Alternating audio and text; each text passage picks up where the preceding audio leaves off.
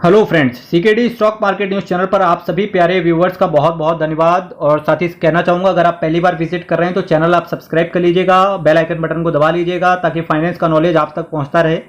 मेरे दोस्त, जिस म्यूचुअल फंड की आज मैं आपके सामने चर्चा कर रहा हूँ उसका एनएवी देखो 123 रुपये का है। गुरु 121 रुपये से तो मेरे जो एक दो सब्सक्राइबर्स हैं उनको भी पता होगा, क्योंकि एक बार मैंने एनएवी गलत लिख दिया था ना। तो हुआ क्या था कि एक इन्वेस्टर ने टोक दिया कि सीकेडी जी ये बताओ इसका एनएवी तो तुमने गलत टाइप कर दिया। मैंने कहा गुरु शायद मैंने वो चीज़ सही करी, क्योंकि आज आपको वो चीज़ें पता होंगी। आज वो चीज़ याद आ रही होगी कि भाई साहब सीकेडी जी ने एनएवी गलत टाइप कर दी थी। उस समय एनएवी 116 या 112 के आसपास थी, 112 की थी शायद। तो 112 की एनएवी पे इन्होंने गलत टाइप करी थी। तो देखो आपको 112 याद है, तो आज देखो एनएवी 133 रुपये की चल रही है, यानी कि देखो रिटर्न तो आ ही चुका है ना भाई। और कुछ अभी मैंने बात करी थी, दिसंबर के आसपास की बात है, 5-6 महीने ही हुए हैं। मैक्सिमम रिटर्न की बात करेंगे 25% के आसपास का CAGR है। 5 साल में बात करेंगे 19% के आसपास का CAGR है। 3 साल में बात करेंगे 37% का रिटर्न है। 1 साल में बात करेंगे 19% के आसपास का CAGR है। और मेरे दोस्त जबकि मैं मैक्सिमम बात कर रहा हूं तो इस म्यूचुअल फंड को ऑलमोस्ट 10 साल हो चुका है। 4 आउट ऑफ 5 वैल्यू रिसर्च ने इसको रेट किया हुआ है। इसके साथ साथ मेरे दोस्त आर श्रीनिवासन साहब आपके फंड मैनेजर रहेंगे। पिछले 10 सालों की बात करेंगे तो इस म्यूचुअल फंड ने इन्वेस्टर्स का पैसा 9 गुना के ऊपर बढ़ा के दिया है।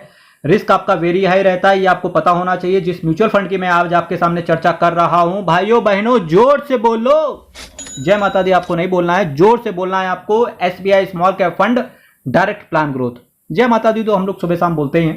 16,592 करोड़ का असेट साइज चल रहा है। 0.73% का एक्सपेंस रेशियो ये आपसे चार्ज किया जाएगा। 5.35% का कैश होल्ड करके चल रहे हैं। S&P BSE 250 small cap total return index का बेंचमार्क के तौर पे इन्होंने लिया है। प्लान ग्रोथ लिया है। आप प्लान पे जरूर ध्यान दीजिएगा, ये प्लान ग्रोथ है।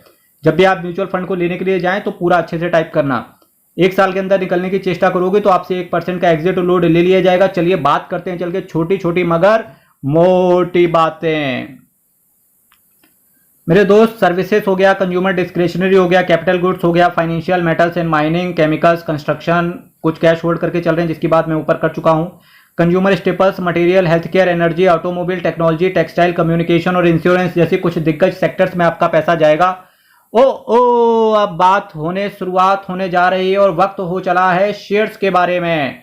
अब लोगों का यहीं से एक डाउट उखड़ जाएगा कि सीकेडी जी ये बताओ ये क्या दिख रहा है मुझे, निफ्टी 50। आहा, निफ्टी 50 के अंदर तो सारी की सारी लार्ज कैप कैटेगरी की कंपनीज होती हैं और चर्चा तो आप कर रहे हो स्मॉल कैप कैटेगरी की। तब मैं आज उनसे कहना चाहूंगा, मेरे दोस्तों, ये केवल क्वेश्चन उन्हीं से आएगा जो इस चैनल पर पहली बार आ रहे हैं, तो डाउट क्लियर करना जरूरी है। मेरे दोस्त, मेरे प्यारे लाल, मेरे दुलारे, मैं आज आपसे कहना चाहूंगा कि देखिए, म्यूचुअल फंड मैनेजर का एक क्वालिटी होता है। क्या क्वालिटी होता है कि आपको पता होगा कि स्मॉल कैप कैटेगरी के जो भी म्यूचुअल फंड्स हैं वहां पर आपका रिस्क वेरी हाई रहता है। जब आप मेरे 6-7 महीने के अंदर वीडियो फॉलो कर लोगे तब आपको एक चीज पता चलेगी कि एक होता है रिस्कोमीटर। चाहे फिर आपका स्मॉल कैप हो, मिड कैप हो, लार्ज कैप हो, हाइब्रिड हो, मल्टी एसेट एलोकेशन फंड हो, इसके साथ साथ चाहे आपका डेट फंड हो, रिस्क आपका कहीं ना कहीं वेरी हाई ही रहता है। तो जब रिस्क आपका वेरी हाई है तो सबसे पहले तो चाहे स्मॉल कैप सेलेक्ट करो, चाहे लार्ज कैप सेलेक्ट करो। अगर गिरना है तो कोई भी गिरेगा, कोई दिक्कत वाली बात है नहीं, क्योंकि हर रोज स्टॉक मार्केट वॉलेटाइल रहता है। मेरे दोस्त, फिर लोग कहेंगे कि भाई ये बताओ ये निफ्टी 50 कर क्या रहा है, यहाँ आप इस चीज को बारे में बताओ। इससे पहले तो मैं एक चीज और कहना चाहूंगा। देखिए, हमेशा और हमेशा ये एक सत्य है, ये परम सत्य है, एक परम सत्य, परम सौभाग्य है ये स्मॉल कैप कैटेगरी का कि गुरु छोटा भले ही हो पर हमेशा भारी पड़ता है निफ्टी 50 पे। और इस चीज का एग्जांपल मैं रियल लाइफ से कनेक्ट करके भी बता देता हूं कि देखिए, घर का जो छोटा भाई होता है कहीं ना कहीं हमेशा बड़े भाई के ऊपर हावी रहता है। किस तरीके से? बड़े भाई का होता है, उसके पास होता है एक्सपीरियंस। तो जब छोटा भाई कुछ गलती करता है तो बड़ा भाई अक्सर करके शांत रहता है या इग्नोर कर देता है चीजों को, क्योंकि उसे पता है कि छोटा भाई भी एक दिन बड़ा होगा तो चीजों का उसे ऑटोमेटिक ज्ञान हो जाएगा कि नहीं, मेरा बड़ा भाई सही था।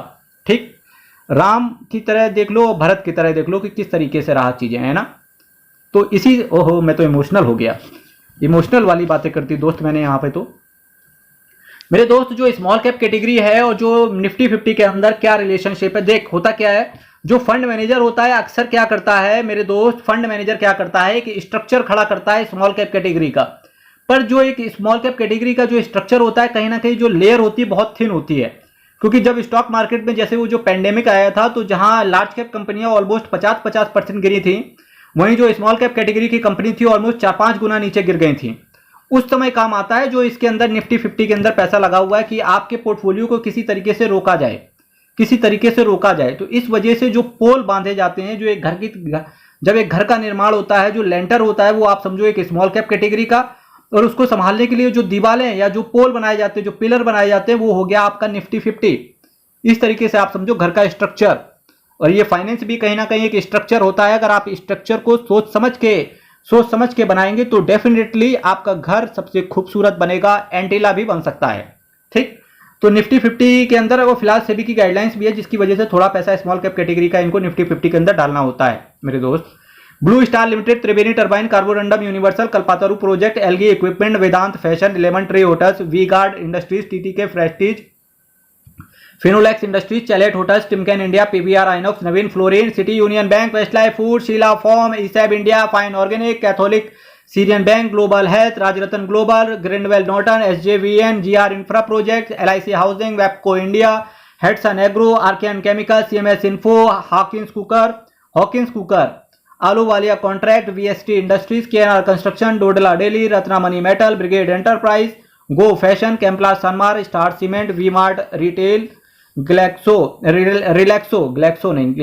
स्मिथ एक कंपनी है, उसी का दिमाग में चल रहा था मेरा, रिलैक्सो फुटवियर, जीई टी&डी, Rossari Biotech, Divis laboratory, Nuvoco Vistas, Engineers India, Gujarat State Petronet Limited जैसी कुछ दिग्गज कंपनीज का सहारा रहेगा। काफी कंपनियों के अंदर इन्होंने इन्वेस्ट करके रखा हुआ है मेरे दोस्त। ऑल इन ऑल बात करें तो एसबीआई के नाम से ट्रस्ट भी जागता है, और न केवल ट्रस्ट जागता है बल्कि ट्रस्ट स्मॉल कैप कैटेगरी ने बना के भी रखा हुआ है मेरे दोस्त। एसबीआई एसेट मैनेजमेंट कंपनी के बारे में बात करने की कोशिश करें तो 7,43,767 करोड़ का एसेट अंडर मैनेजमेंट है।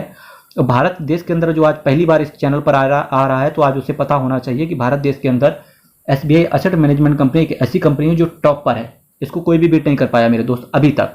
139 स्कीम को टोटल ये मैनेज करके चल रहे हैं। इसी के साथ साथ आज मैं आपसे फिर से विदाई का वक्त आ गया है। आपसे विदा लेने का मन तो नहीं करता, पर फिर भी जाना पड़ता है, क्योंकि कल फिर आपके सामने एक नए वीडियो को सेम टाइम सेम चैनल पर लेकर के आना है मेरे दोस्त। चैनल आप सब्सक्राइब कर देना, वीडियो शेयर कर देना। कल फिर मिलना है।